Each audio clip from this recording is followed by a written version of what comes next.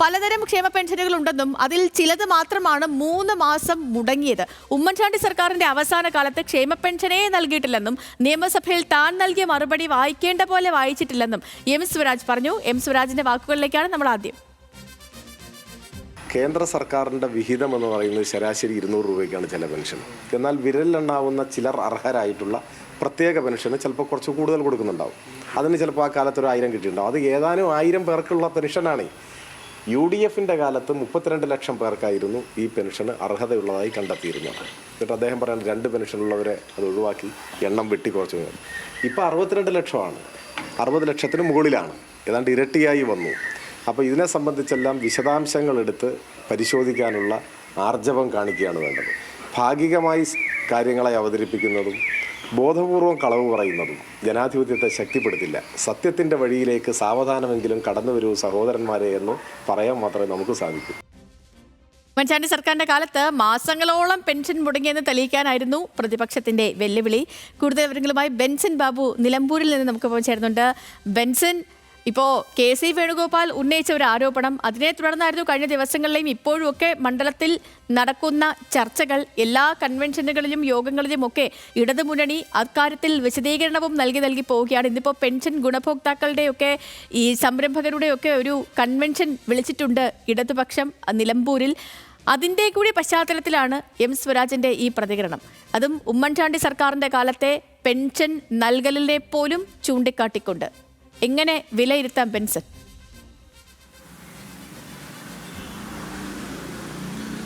അതെ, സേതുലക്ഷ്മി സൂചിപ്പിച്ചതുപോലെ തന്നെയാണ്. അതായത് മുഖ്യമന്ത്രിയുടെ മലപ്പുറം പരാമർശം UDF പ്രധാന പ്രചാരണ ആയുധമാക്കുമ്പോൾ LDF പ്രധാന പ്രചാരണ ആയുധമാക്കുന്നത് ഈ KC വേണുഗോപാലിന്റെ ഭാഗത്തു നിന്നും വന്നിട്ടുള്ള ഈ ഒരു പരാമർശമാണ്. ക്ഷേമ പെൻഷനുമായി ബന്ധപ്പെട്ട് പറഞ്ഞതുപോലെ തന്നെ ഇന്ന് രാവിലെ 10 മണിയോടുകൂടിയാണ് ഈ ക്ഷേമ പെൻഷൻ ഗുണഭോക്താക്കളുടെ ഒരു കൂട്ടായ്മ മണ്ഡലത്തിൽ നടക്കുന്നത്. ഈ മണ്ഡലത്തിൽ നിലമ്പൂരിൽ ഏകദേശം 40,313 പെൻഷൻ ഗുണഭോക്താക്കളാണുള്ളത്. അതിൽ പരമാവധി ആളുകളെ ഈ ഒരു കൂട്ടായ്മയിൽ പങ്കെടുപ്പിച്ചുകൊണ്ട് ഈ ക്ഷേമ പെൻഷനുമായി ബന്ധപ്പെട്ട വിവാദം അത് മണ്ഡലത്തിലുടനീളം ചർച്ചയാക്കാനുള്ള ശ്രമത്തിലാണ് LDF ഉള്ളത്. അത് ഈ പ്രചാരണ ഘട്ടത്തിലെല്ലാം തന്നെ അത് ഉപയോഗിക്കുന്നുമുണ്ട്. എല്ലായിടങ്ങളിലും പ്രചാരണത്തിനായി എത്തുമ്പോൾ അവിടുത്തെ പ്രധാന ചർച്ചാ വിഷയവും പെൻഷൻ തന്നെയാണ്.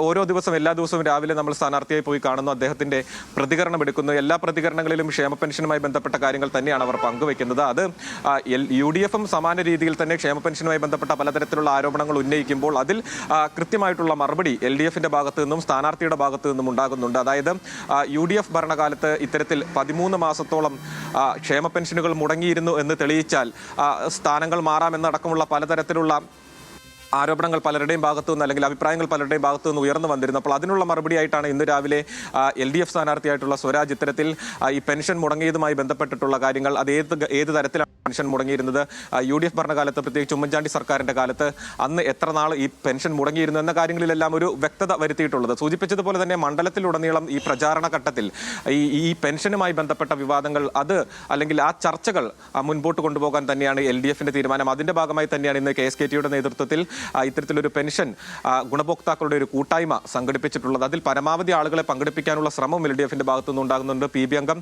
വിജയരാഘവനാണ് ഉദ്ഘാടനം ചെയ്യുന്നത്. നമുക്കറിയാം ഈ 40,313 പെൻഷൻ ഗുണഭോക്താക്കൾ മണ്ഡലത്തിലുണ്ട്. അതിൽ പരമാവധി ആളുകളെ പങ്കെടുപ്പിച്ചാൽ തന്നെ ആ ഒരു വലിയ ചർച്ചയായി മാറും.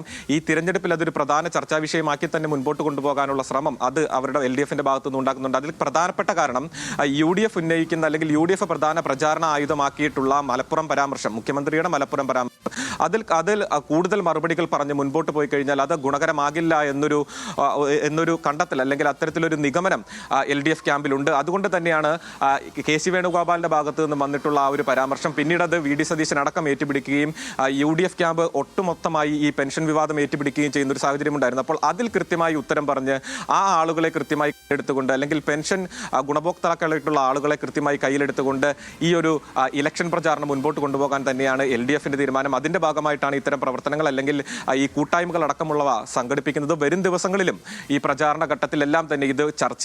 കാരണം ഇന്ന് മുതൽ അങ്ങോട്ടേക്ക് മുതിർന്ന നേതാക്കൾ എല്ലാവരും തന്നെ പ്രത്യേകിച്ച് വരും ദിവസങ്ങളിൽ മന്ത്രിമാരടക്കം മണ്ഡലത്തിലെത്തി പ്രചാരണത്തിന് നേതൃത്വം നൽകുന്നുണ്ട്. അതോടൊപ്പം തന്നെ 13 മുതൽ 13, 14, 15 തീയതികളിൽ മുഖ്യമന്ത്രി മണ്ഡലത്തിലെത്തുന്നുണ്ട്. അപ്പോൾ മന്ത്രിമാരുടെ ഭാഗത്തു നിന്നും മുഖ്യമന്ത്രിയുടെ ഭാഗത്തു നിന്നും എല്ലാം ഇക്കാര്യങ്ങളിൽ ഒരു വിശദീകരണം ഉണ്ടാകും, കൃത്യമായ തുറന്നുപറച്ചിലുകൾ ഉണ്ടാകും, കൃത്യമായ വെല്ലുവിളികളും ഉണ്ടാകും എന്ന് തന്നെയാണ് നമുക്ക് മനസ്സിലാക്കാൻ സാധിക്കുന്നത്. അപ്പോൾ വരും ദിവസങ്ങളിലും ഈ ഈ പ്രചാരണ ബെൻസൻ, കാലഘട്ടത്തിലെല്ലാം രാഷ്ട്രീയ ആരോപണ പ്രത്യാരോപണങ്ങളുമായി നിലമ്പൂരിൽ പ്രചരണം കടുപ്പിക്കുകയാണ് സ്ഥാനാർത്ഥികളെല്ലാം. UDF ക്യാമ്പിലും LDF ക്യാമ്പിലും ഒക്കെ ഇപ്പോൾ രാഷ്ട്രീയ ചർച്ചകൾ തുടങ്ങിയിട്ടുണ്ട്. പ്രത്യേകിച്ച് ജനങ്ങൾ ഡയറക്റ്റ് ചർച്ച ചെയ്യുന്ന വിഷയങ്ങളിലേക്കൊക്കെ കാര്യങ്ങൾ എത്തിയിരിക്കുന്നു. വിവരങ്ങൾ നൽകുകയായിരുന്നു നിലമ്പൂരിൽ നിന്ന് ബെൻസൻ ബാബു.